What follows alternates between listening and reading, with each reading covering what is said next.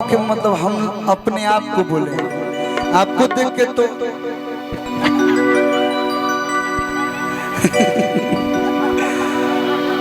मैं लड़का बुझेला सही जा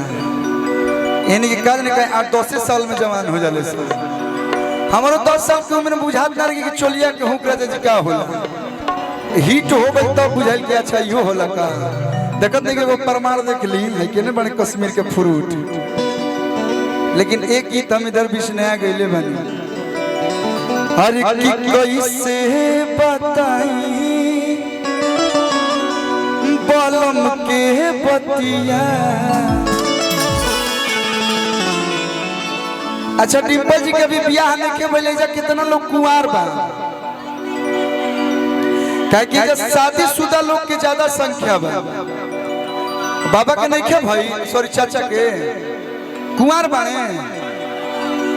यो इनकर रोहन से लागत है कि कुंवार बने नानो कुंवारे नहीं है जीवन भर क्या कलू है ने भैया कुंवार बाप रे बाप। डिम्पल जी के जान तरह कैसन मर्द पसंद आवेला एगो गाना गावेली कौन हो हाँ पवन सिंह के गावेली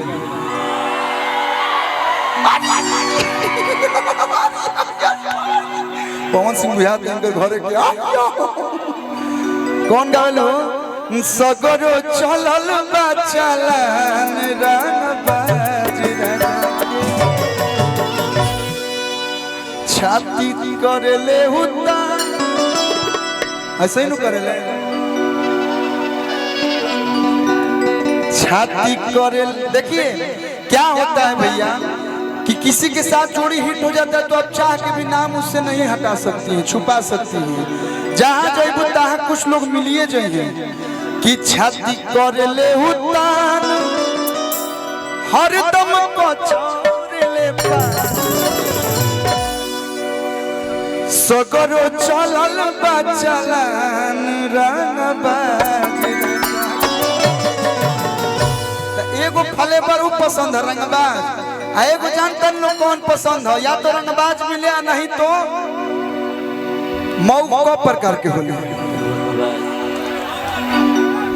तीन मऊ कठमऊ अम्मे हर मऊ। ये बतिया हमारे बियाह के पहले बाबूजी समझोले रहन बेटा ये तीनों में कोनो मत बनी है। अब आजकल के समय में भैया बियाह से पहले हो जाता रिंग क्या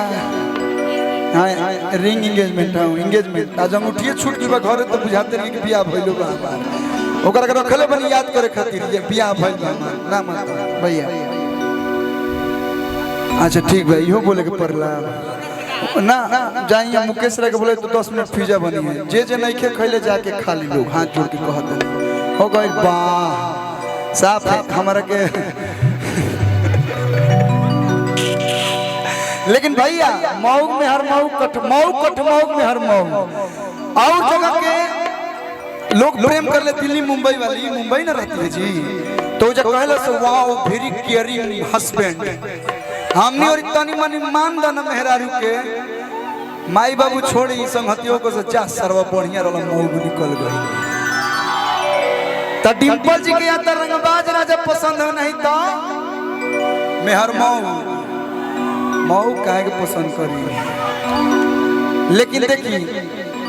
औरतिया के जब ऐसा मिल जाए हस्बैंड तक कैसे कही अरे कैसे बताई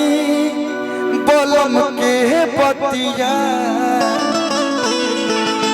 किया धिया धी रात में उतारे नाथिया अरे तो खींचे लागे साड़ी झमकौआ हो हमारा सासू के बेटा। मैं थोड़ा फिल्मी अंदाज में खींचूंगा पाइएगा लहे लहे हाँ नहीं नॉर्मल खींचे लागे साड़ी झमकौआ हो हमारा सासू के बेटा भैया से जो दबावे लागे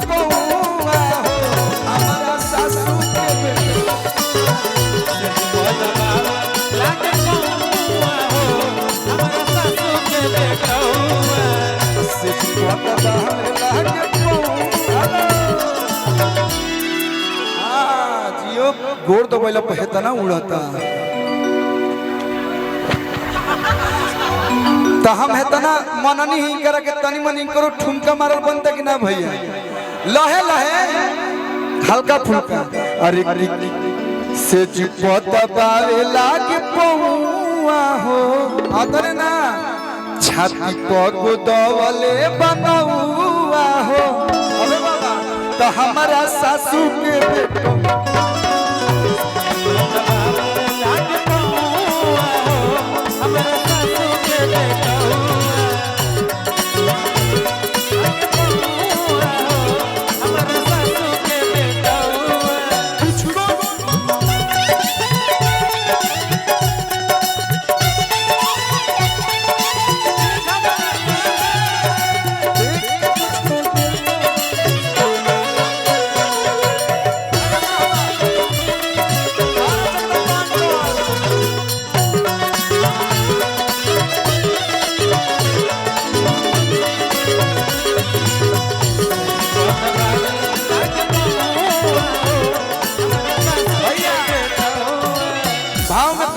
जब बढ़िया मर्द मिल जाता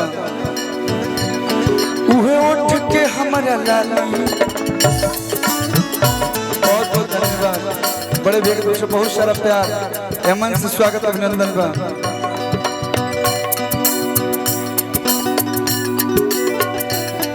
जब सूते नी बलाम संगे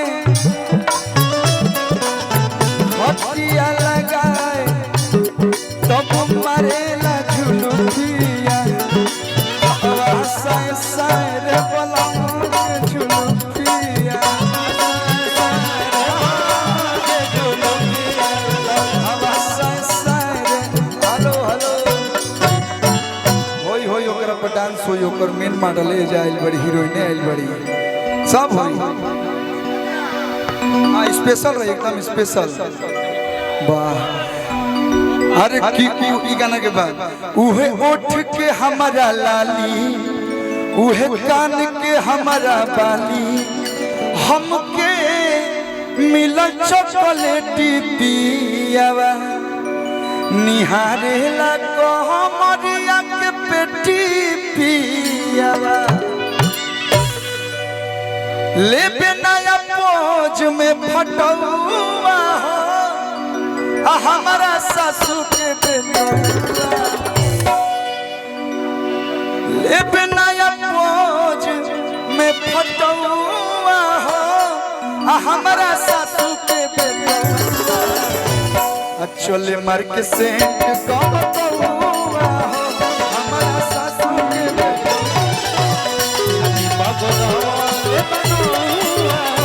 हमारा सासू के बेटा चले मार के सेंट गम कौआ हमारा सासू के